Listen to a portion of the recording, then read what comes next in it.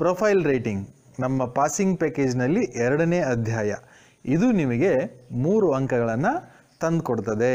Profile rating ಅಂದರೆ ಏನು, ಅದನ್ನು ಬರಿಬೇಕಾದ್ರೆ ಯಾವೆಲ್ಲ ಅಂಶಗಳನ್ನು ನಾವು ಗಮನದಲ್ಲಿಡಬೇಕು ಎಲ್ಲವನ್ನು ನೋಡ್ತಾ ಹೋಗೋಣ. To profile rating, some important details are given about a person, his her name, age, qualifications, skills, achievements, hobbies, etc. Based on the details a small paragraph is written. ವ್ಯಕ್ತಿಯೊಬ್ಬರ ಬಗ್ಗೆ ಮಹತ್ವದ ಮಾಹಿತಿಯನ್ನು ನೀಡಲಾಗಿರುತ್ತದೆ. ಅವರ ಹೆಸರು, ವಯಸ್ಸು, ಅರ್ಹತೆ, ಕೌಶಲ್ಯಗಳು, ಸಾಧನೆಗಳು ಮುಂತಾದ ವಿವರಗಳನ್ನು ಉಪಯೋಗಿಸಿಕೊಂಡು ಒಂದು ಚಿಕ್ಕ ಪ್ಯಾರಾ ನಿರ್ಮಾಣವಾಗುತ್ತದೆ. ಈ ಪ್ರೊಫೈಲ್ ರೈಟಿಂಗ್ನ ಮುಖ್ಯ ಉದ್ದೇಶ ಏನು ಅಂತಂದರೆ ವಿದ್ಯಾರ್ಥಿಗಳಲ್ಲಿ ಬರವಣಿಗೆ ಕೌಶಲ್ಯವನ್ನು ಹೆಚ್ಚಿಸೋದು ಅಂತ. ಇದ್ರ ಪ್ರಶ್ನೆ ಹೆಂಗಿರ್ತೈತಿ, ಒಬ್ಬ ವ್ಯಕ್ತಿಯ ಬಗ್ಗೆ ಮಾಹಿತಿಗಳಿರ್ತಾವಿಲ್ಲಿ. ಅವರ ವಯಸ್ಸಾಗಿರ್ಬೋದು, ಅವರ ಸಾಧನೆಗಳಾಗಿರ್ಬೋದು, ಅವರ ಅರ್ಹತೆಗಳಾಗಿರ್ಬೋದು, ಅವರು ಯಾವುದಕ್ಕೆ ಫೇಮಸ್ ಆಗಿದ್ದಾರೆ ಅಂತ, ಅವರ ಹವ್ಯಾಸಗಳಾಗಿರ್ಬೋದು, ಅವುಗಳನ್ನು ಒಂದು ಕ್ಲೂಸ್ ಸುಳಿವುಗಳ ರೀತಿಯಲ್ಲಿ ಕೊಡ್ತಾ ಹೋಗ್ತಾರೆ. ಆ ಸುಳಿವುಗಳನ್ನು ಗಮನದಲ್ಲಿಟ್ಟುಕೊಂಡು ನಾವೇನು ಮಾಡ್ಬೇಕಾಗ್ತೈತೆ ಅಂತಂದ್ರೆ ಒಂದು ಪ್ಯಾರಾಗ್ರಾಫ್ ಬರಿಬೇಕಾಗ್ತೈತಿ. ಆ ಪ್ಯಾರಾಗ್ರಾಫನ್ನು ಹೆಂಗೆ ಆರಂಭಿಸ್ಬೇಕು, ಏನೆಲ್ಲ ಮಾಹಿತಿಗಳನ್ನು ಬರಿಬೇಕು, ಪ್ರಶ್ನೆ ಯಾವ ರೀತಿ ಇರ್ತೈತಿ, ಆನಂತರ ಅದನ್ನು ಯಾವ ರೀತಿ ಆನ್ಸರ್ ಮಾಡಬೇಕು, ಎಲ್ಲವನ್ನು ಹಂತ ಹಂತವಾಗಿ ಸಂಕ್ಷಿಪ್ತವಾಗಿ ನೋಡ್ತಾ ಹೋಗೋಣ. ಪಾಯಿಂಟ್ಸ್ ಟು ರಿಮೆಂಬರ್, ಗಮನದಲ್ಲಿಡಬೇಕಾಗಿರುವಂತಹ ಅಂಶಗಳು. ಪ್ರೊಫೈಲ್ ರೇಟಿಂಗ್ ಬರೆಯೋದಕ್ಕಿಂತ ಮುಂಚೆ ಒಂದಿಷ್ಟು ಅಂಶಗಳದಾವ, ಅವುಗಳನ್ನು ನೋಡ್ಕೊಂಬರೋಣ. Read the clues clearly and understand the matter.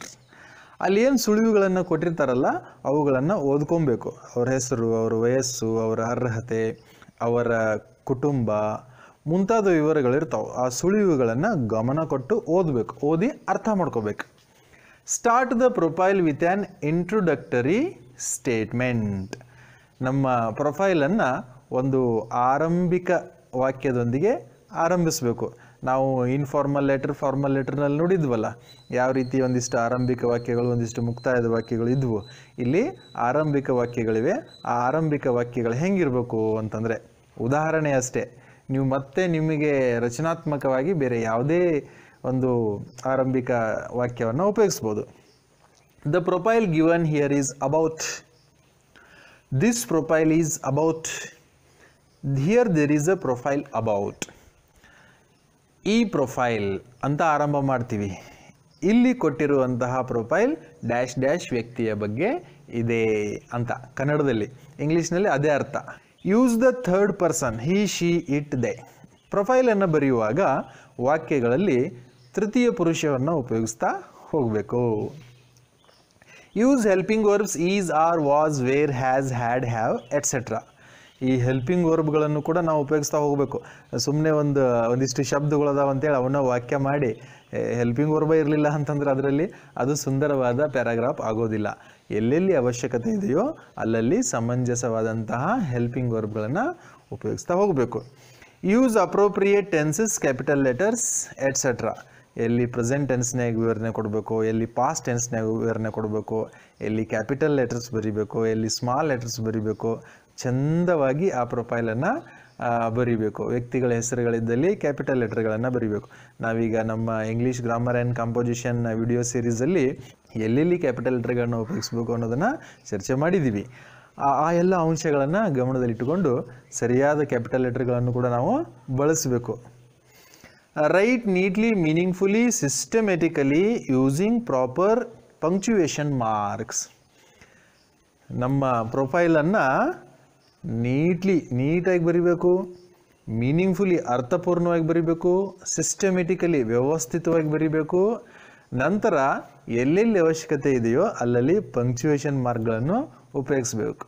Full point, ಕಾಮ, ಕ್ವಶನ್ ಮಾರ್ಕ್ ಅಂತೂ ಇದರಲ್ಲಿ ಬರೋದು ಕಡಿಮೆ, ಇಲ್ಲವೇ ಇಲ್ಲ ಅಂತ ಹೇಳ್ಬೋದು.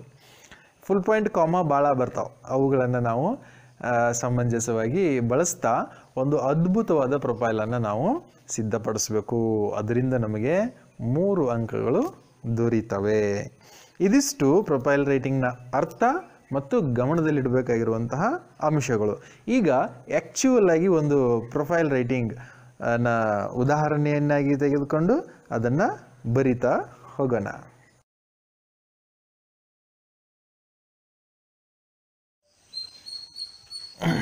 Example 1 question.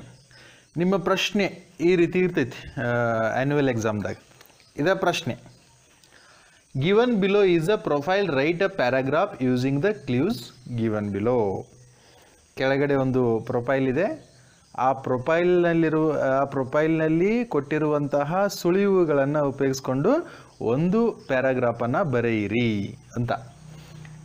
Name Ramesh, date of birth 17th February 1976, place of birth Bengaluru Karnataka, nationality Indian, known for famous surgeon, qualification MBBS MS Bombay, hobbies painting, doll making etcetera, award the best surgeon by the state government.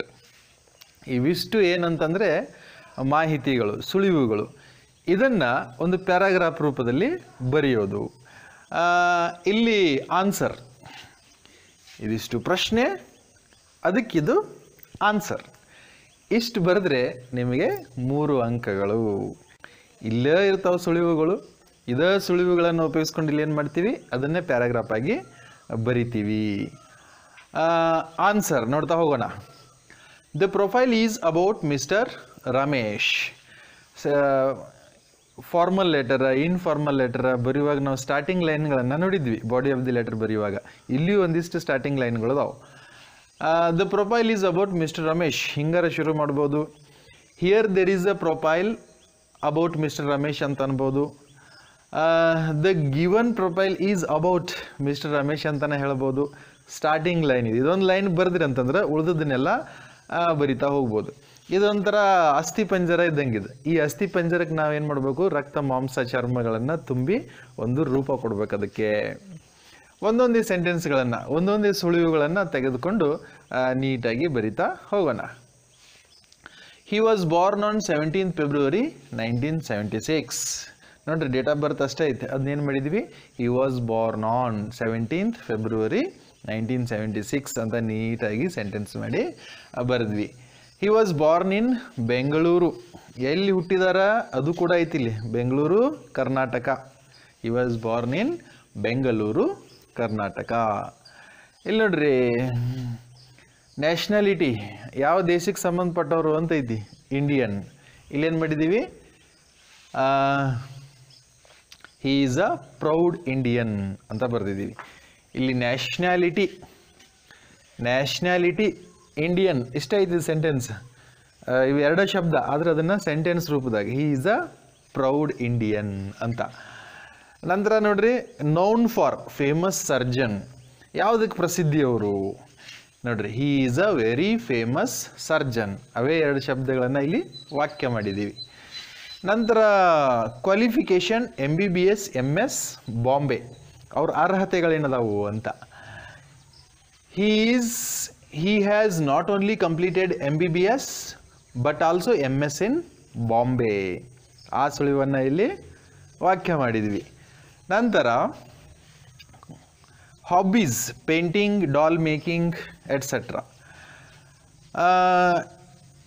Besides being a famous surgeon, he has some hobbies. They are painting, doll making, etc. ಆ ಸುಳಿವನ್ನು ಇಲ್ಲಿ ಈ ರೀತಿ develop ಮಾಡಿದ್ವಿ. ನಂತರ award the best surgeon by the state government, ಅವ್ರೇನು ಪ್ರಶಸ್ತಿಯನ್ನು ಪಡೆದ್ರು ಅಂತ. ಅದನ್ನು ಯಾವ ರೀತಿ ಬರಿತೀವಿ ಅಂತಂದರೆ, he has been awarded as the best surgeon by the state government for his service to the common people. ಈ ಸುಳಿವುಗಳು, ಆ ಸುಳಿವುಗಳಿಗೆ ತಕ್ಕನ ಹಾಗೆ ಒಂದು ಪ್ರೊಫೈಲ್. ಈಗ ನಾವು ನಿಮ್ಮ ಆ್ಯಕ್ಚುಯಲ್ ಆಗಿ ಜೂನ್ 2020ನೇ ಇಸ್ವಿಯಲ್ಲಿ ಬಂದಂತಹ ಸೆಕೆಂಡ್ ಲ್ಯಾಂಗ್ವೇಜ್ ಇಂಗ್ಲೀಷ್ನಲ್ಲಿ ಬಂದಂತಹ ಪ್ರೊಫೈಲ್ ರೈಟಿಂಗ್ ಬಗೆಗಿನ ಒಂದು ಪ್ರಶ್ನೆಯನ್ನು ತೆಗೆದುಕೊಂಡು ಅದನ್ನು ಬಿಡಿಸೋಣ.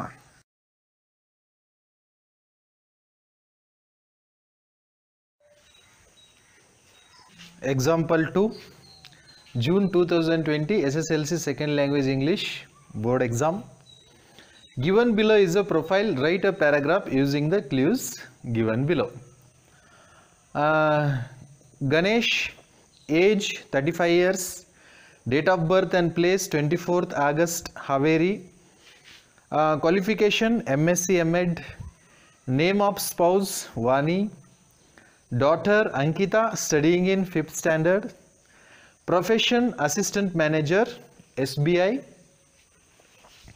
Hanagal. Hobbies reading and trekking.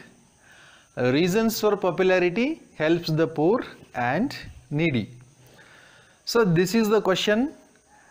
ಈ ಪ್ರಶ್ನೆಯನ್ನು 2020 ಜೂನ್ರಲ್ಲಿ ನಡೆದಂತಹ SSLC ಬೋರ್ಡ್ ಎಕ್ಸಾಮ್ನಿಂದ ಆಯ್ಕೆ ಮಾಡಲಾಗಿದೆ. ಸೆಕೆಂಡ್ ಲ್ಯಾಂಗ್ವೇಜ್ ಇಂಗ್ಲೀಷ್ ಕ್ವೆಶ್ಚನ್ ಪೇಪರಿಂದ ಇದನ್ನು ಸಾಲ್ವ್ ಮಾಡ್ತಾ ಹೋಗೋಣ.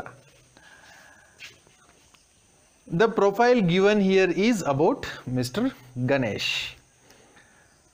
ಲಾಸ್ಟ್ ಪ್ರೊಫೈಲ್ದಾಗ ಒಂದು ಸೆಂಟೆನ್ಸ್ ಯೂಸ್ ಮಾಡಿದ್ದೀವಿ, ಇಲ್ಲೊಂದು ಬೇರೆ ಸೆಂಟೆನ್ಸ್ ಯೂಸ್ ಮಾಡ್ತಾ ಇದ್ದೀವಿ, ಎರಡರ ಅರ್ಥನೂ ಸೇಮ್. ಆಮೇಲೆ ಮೊದಲನೇ ಪಾಯಿಂಟ್ ಏನೈತಿ, age 35 years. he is 35 years old. Age ಅಂತ ಬಂದಾಗ he is 35 years old, he is 45 years old ಅಂತ ಹೇಳ್ತೀವಿ. Date of birth and place 24th August, Haveri. ನಾವು ಹೆಂಗೆ ವ್ಯಕ್ತಪಡಿಸ್ತೀವಿ ಡೇಟ್ ಆಫ್ ಬರ್ತನ್ನು ಮತ್ತು ಸ್ಥಳವನ್ನು? ಈ ರೀತಿ, he was born on 24th August in Haveri. Date of birth and place. Then qualification MSc MEd. ಕ್ವಾಲಿಫಿಕೇಷನನ್ನು ಈ ಸೆಂಟೆನ್ಸ್ ಮುಖಾಂತರ ಬರಿಬೋದು ನಾವು. He has not only completed MSc but also MEd. ನಂತರ ನೇಮ್ ಆಫ್ ಸ್ಪೌಸ್ ವಾನಿ. ಇದನ್ನು ಹೆಂಗೆ ವ್ಯಕ್ತಪಡಿಸ್ಬೋದು ಇಲ್ಲಿ? Name of his wife is Vani. ನಂತರ point, daughter Ankita, studying in 5th standard. He has a daughter ಅಂತ ಹೇಳ್ಬೋದು ಆ ವಾಕ್ಯ, ಆ ಕ್ಲೂಸ್ಗಳನ್ನು ಉಪಯೋಗಿಸ್ಕೊಂಡು. ಆಮೇಲೆ ಹರ್ ನೇಮ್ ಈಸ್ ಅಂಕಿತಾ, ಅವಳ ಹೆಸರು Ankita. She is studying in 5th standard. ಸ್ವಲ್ಪ ಎಕ್ಸ್ಪ್ಯಾಂಡ್ ಮಾಡಿದ್ವಿ ಇದನ್ನು. ಅಲ್ಲೇನೈತಿ ಕ್ಲೂನ್ಯಾಗ, daughter Ankita studying in 5th standard ಅಷ್ಟೇ ಐತಿ. ಅದನ್ನು ಏನು ಮಾಡಿದ್ದೀವಿ, he has a daughter, her name is Ankita, she is studying in 5th standard. ಇಷ್ಟೆಲ್ಲ ವಿಧದಲ್ಲಿ ನಾವು ಇದನ್ನು ಎಕ್ಸ್ಪ್ಯಾಂಡ್ ಮಾಡಿದ್ದೀವಿ. ನಂತರ profession assistant manager, SBI, Hangal. ಆ ಪ್ರೊಫೆಷನನ್ನು ಈ ಮೂಲಕ ನಾವು ವ್ಯಕ್ತಪಡಿಸ್ತೀವಿ. Mister Ganesh is working as the assistant manager in SBI. ಇನ್ನೊಂದು ಸ್ವಲ್ಪ ಉಳ್ಕೊಂಡೈತಿ ಪ್ರೊಫೈಲ್, ಅದನ್ನು ಇಲ್ಲೇ ಬರೆದು ಮುಗಿಸೋಣ. As the assistant manager in SBI, Hangal. ನಂತರ ಹಾಬೀಸ್, ಇವರ ಹವ್ಯಾಸಗಳೇನದಾವು ಅದನ್ನು ಹೆಂಗೆ ಬರಿಬಹುದು? ಹಿ ಹ್ಯಾಸ್ ಸಮ್ ಹಾಬೀಸ್ ಅಂತ ಶುರು ಮಾಡ್ಬೋದಾ? Like reading and trekking. ಏನು ಹಾಬೀಸ್ ಅದಾವ್ರುವ? Reading and trekking. ನಂತರ reasons for popularity, helps the poor and needy. ಮತ್ತು ಯಾಕೆ ಅವರು ಪ್ರಸಿದ್ಧ ಅದಾರ ಅಂತ ಅದನ್ನು ಈ ರೀತಿ ಬರಿಬೋದಾ? He is very popular because he helps the poor and needy. ಈ ರೀತಿ ಬರಿಬೋದಲ್ಲ? ಸೊ ಇದಿಷ್ಟು ನಿಮ್ಮ SSLC 2020 ಜೂನ್ರಲ್ಲಿ ಬಂದಂತಹ ಪ್ರಶ್ನೆ ಮತ್ತು ಅದಕ್ಕೆ ಬರೆದಂತಹ ಉತ್ತರ. ಇದನ್ನು ನೀಟಾಗಿ ನೋಟ್ಬುಕ್ನಲ್ಲಿ ಬರ್ಕೊಡ್ರಿ, ಮನನ ಮಾಡಿಕೊಡ್ರಿ, ಪ್ರಾಕ್ಟೀಸ್ ಮಾಡಿರಿ. ಈಗ ನಾವು ಪ್ರೊಫೈಲ್ ರೈಟಿಂಗ್ ಬಗ್ಗೆ ಕಲ್ತ್ವಿ. ಆ ಪ್ರೊಫೈಲ್ ರೈಟಿಂಗ್ ಬಗ್ಗೆ ಇನ್ನೊಂದು ಉದಾಹರಣೆ ಇದೆ, ನೋಡ್ಕೊಂಬರೋಣ ಬನ್ನಿ. ವಿದ್ಯಾರ್ಥಿಗಳೇ, ಇಲ್ಲಿಯವರೆಗೂ ಪ್ರೊಫೈಲ್ ರೈಟಿಂಗ್ನ ಬಗ್ಗೆ 2 ಉದಾಹರಣೆಗಳನ್ನು ನೋಡಿದ್ವಿ. ಈಗ ಇನ್ನೊಂದು ಉದಾಹರಣೆಯನ್ನು ಸಮರಿ ರೂಪದಲ್ಲಿ ನೋಡ್ತಾ ಹೋಗೋಣ. Profile writing. Some important details are given about a person. His, her name, age, qualification, skills, achievements, etc. Based on the details, a small paragraph is written. Points to remember. Read the clues clearly and understand the matter. Start the profile with an introductory statement. Example, the profile given here is about. The profile is about. Here there is a profile about. Use the third person he, she, it, they. Use appropriate helping verbs is, are, was, were, has, etc. Use appropriate tenses, capital letters, punctuations, etc. Write neatly, systematically, and meaningfully. Question. Given below is a profile of Srimati Nayana. Write a paragraph using the clues given below. Born in Pune, Maharashtra. Age 47 years. Height and weight 5.6 feet 56 kgs. Qualifications MA in Sociology and MA in Drama. Occupation teaches drama to children. Reasons for popularity gives individual attention to the children, always cheerful. Hobbies listening to the music, painting, dance, etc. Here is the answer. Here there is a profile about Srimati Nayana. She was born in Pune, Maharashtra. She is 47 years old. She is a fit, lively woman with a height of 5.6 feet and a weight of 56 kgs.